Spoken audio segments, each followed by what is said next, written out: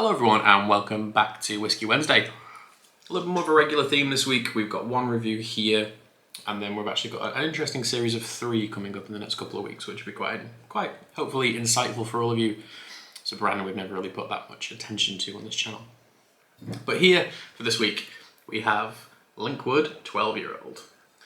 This is part of the ever famous Flora and Fauna range. It's got 2 very lovely swans on the front of it, which we'll go into a detail of that as to why. 12-year-old whiskey, 43%, Speyside region. It is coloured and it is chill filtered. It's got that nice kind of tanned blonde look to it. Linkwood as a distillery is something which I feel like whiskey drinkers, we hear about it every now and then. You'll go to a whiskey tasting, you'll go to a bar, you'll chat to fellow whiskey drinkers at the bar, and there's always like a list of things that everyone always mentions. You have to try X, Y, Z. And I feel like Linkwood always pops up on there. The first time I ever tried this whiskey, I was in a bar in Manchester called the Gas Lamp with a former colleague of mine who's sadly not with us anymore. And he did a round of Guess the Whiskies. Obviously I didn't guess what it was, but he told me, and I loved how just fruity and gingery and grassy it was. And he also bought me a glass of the Inchgower 14-year-old in this range too. Outstanding product, very, very tasty indeed. Linkwood's gone through like a whole rigmarole of ownership and expansion and things like that, but in terms of base facts, apologies if you see me looking down, I've written some facts and they're like sellotaped to the front of this camera. So we've got 5.6 million litre capacity, mainly because it is used primarily for Johnny Walker. It was used for White Horse back in the day and probably still is to a degree, and casks are sold onto independent bottlers and other blenders as well. Established in 1821, essentially it was founded by Peter Brown. He then sadly passed away. It was given to his son William. William demolishes the distillery, he builds a new one. Linkwood Glenlivet Distillery Company is founded, and then in 1902 a very important gentleman steps into the escalation of this all. He's called Innes Cameron. He's a whiskey trader from Elgin and he joins the board of Linkwood Glenlivet Distillery Company. He takes over everything and essentially runs it until 1932 when he sadly dies. Scottish Malt Distillers takes over the following year in 1933. In 1962 a massive refurbishment takes place, and then in 1971 a smaller facility is kind of added on to the distillery in order to make production even larger than it typically is. That's kind of it, really. That's sort of like the ins and outs of the history. This has really been the only available bottle you've been able to purchase of Linkwood in terms of a house style. Every other Linkwood you'll ever see is an independently bottled, anything from 7 through to 30, 40, 50. I know Gordon MacPhail have bottled some ridiculous old Linkwood. They have released some official old products. I remember selling a 37-year-old a couple of years ago. I think it was like 2016 for about £600. They've done a 39-year-old as part of the Prima Ultima series, which is kind of what the Flora and Fauna series is, but for older, much more premium styles from their bigger distilleries. That's kind of it. You will find Linkwood in a host of independent bottlings, and it's typically always grassy. Now the swan thing, these beautiful little swans, kind of etched onto the front of there. One of the reasons the Flora and Fauna series has that name is that the picture on the front of this should be dictated to either local wildlife or indeed local fauna. The swans fit in quite nicely because Linkwood has these beautiful swan neck stills which allow for loads of interaction with the copper. But enough talking, I've got it here in the glass. Quite a heavy pour, that. I didn't mean to pour that much, but maybe we'll add a bit of water to it and see what happens. But let's smell it and see what Linkwood 12 has on the nose. Instantly fruity. It's like apple juice, apple core.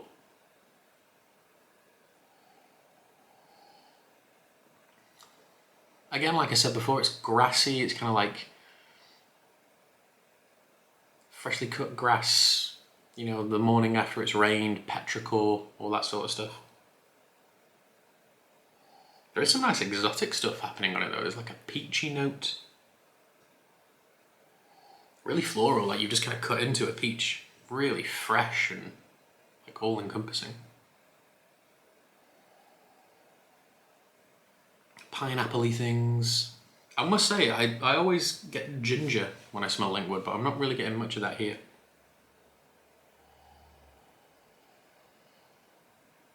Or maybe I am now. There's like a malted barley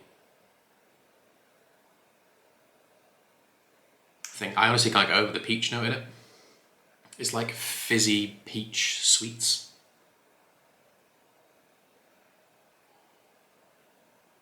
It's quite an oily product, I will say, if we can get this camera to focus, because it's been a bit odd today.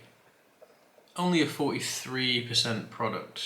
Does it want to track? Is my head in the way? I'll move my head out of the way. There we go. It does have some decent-ish body to it. For a 43% chill filtered product. Yeah, super peachy. Love that. Could smell it all day. It's even morphing into like watermelon and strawberry. Should say I bought this, it's July 21st as of filming this. I bought this in Edinburgh in May. Despite working in the whisky industry in the middle of Manchester city centre, nowhere has this in stock at all. Even when I've tried to order it, I can't find it. So I was in Raw Mile Whiskies in Edinburgh, saw it and was like, well, if I don't buy it now, I'm always going to delay buying it, so I picked it up then. But let's taste it.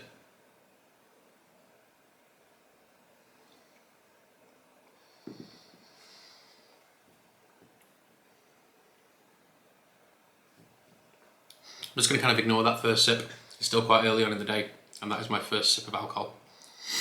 Initially, it's really soft and sweet. There is almost like no spice for the first couple of seconds when it sits in your palate.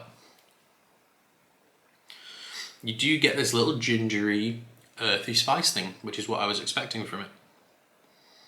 And then towards the finish, you get this... How would I describe that? It's like...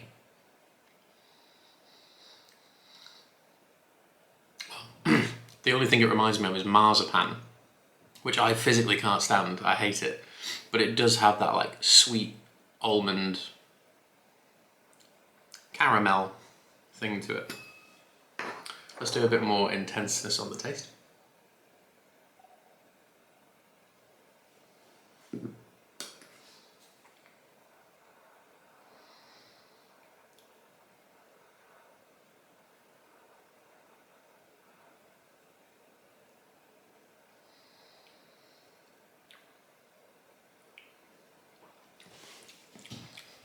Yeah, it's quite oily. It really is for something that thin, but again, that swan neck still just giving you richer feel, you know? The finish reminds me of like really good white wine. It's bright, it's crisp, it's kind of pine needle, minty, a little bit green, and you do have that almondy caramel thing in there as well. I paid £50 for that bottle, which I think is pretty much the same price it is everywhere, no matter where you buy it from. I think to try Linkwood, this is a beautiful expression. Like the nose in particular,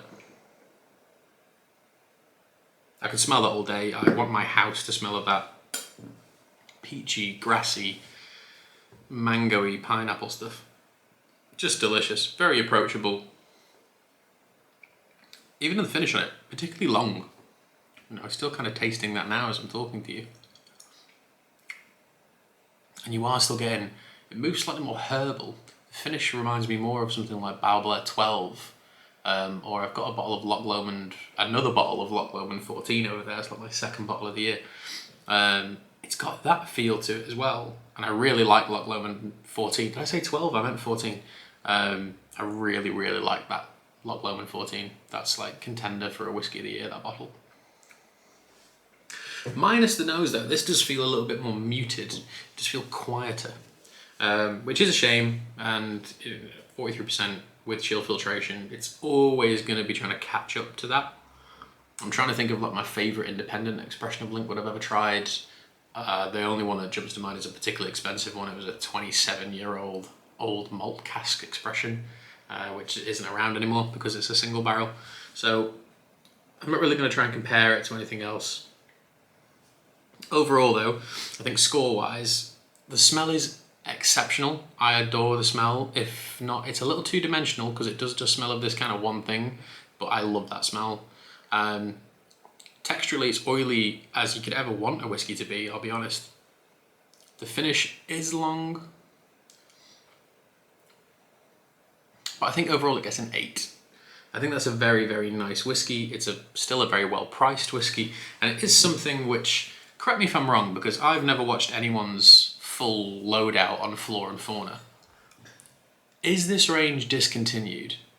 If it is discontinued, then you can still buy quite a lot of this, like the Blair Athol's still around, the Ben Rinnes, the Orthrusk, this one, the Diageo 16 still kicking around, the Inchgower, the Glen Spey, the Manickmore. So if they are discontinued, did Diageo just have quite a lot of stock of it already?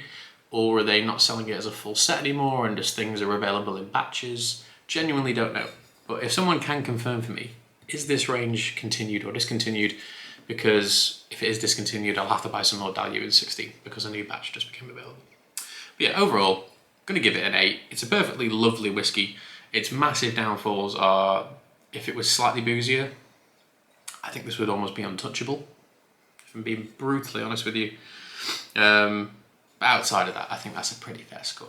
But yes, that's quite a hefty pour. I'm going to move that over there. Thank you all for watching Whiskey Wednesday. That's Linkwood 12. It's an 8 out of 10, and I will see you all next week. Cheers.